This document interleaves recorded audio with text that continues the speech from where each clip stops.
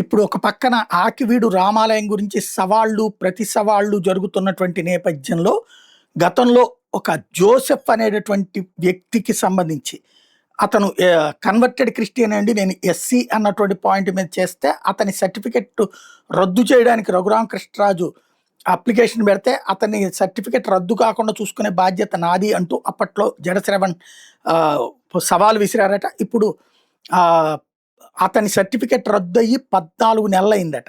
ఇదే విషయాన్ని ఇప్పుడు రఘురామకృష్ణరాజు రైట్ చేస్తూ, డిప్యూటీ స్పీకర్‌గా ఉన్నటువంటి రఘురామకృష్ణరాజు రైట్ చేస్తూ, ఆ గెజిట్ పేపర్‌ని కూడా ప్రొజెక్ట్ చేసుకొచ్చి, జోసెఫ్ అనేటటువంటి అతను నకిలీ క్యాస్ట్ సర్టిఫికెట్ రద్దు చేసి 14 నెలలయింది.